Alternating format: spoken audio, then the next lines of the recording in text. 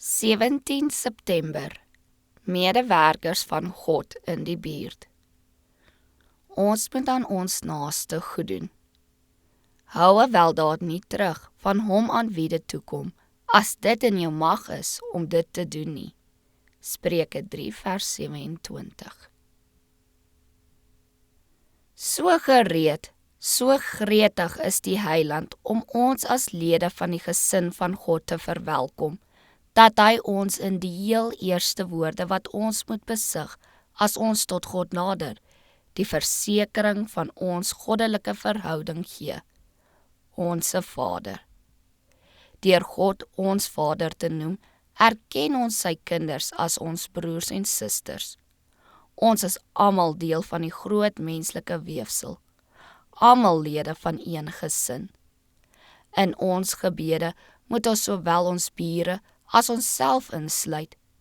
Niemand bid reg as hy net vir hom alleen 'n seën afvra nie.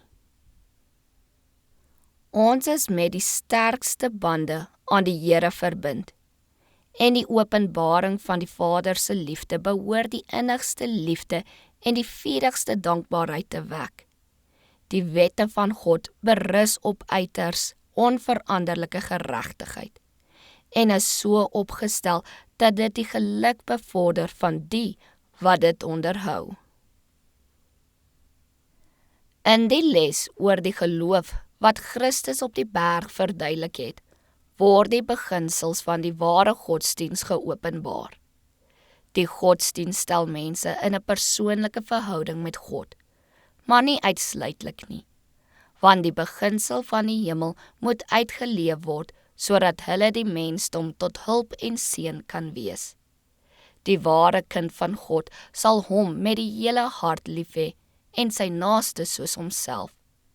Hy sal in sy medemens belangstel.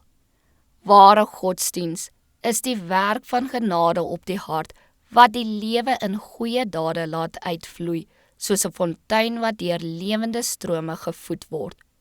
Godsdiens bestaan nie net uit voordenke en gebed nie.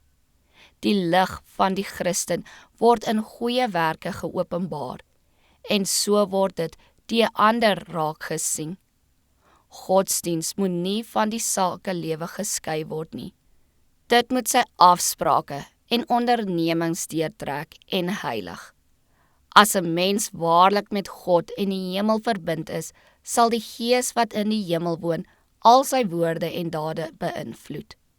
Hy sal God in sy werke verheerlik en sal ander beweeg om hom te eer.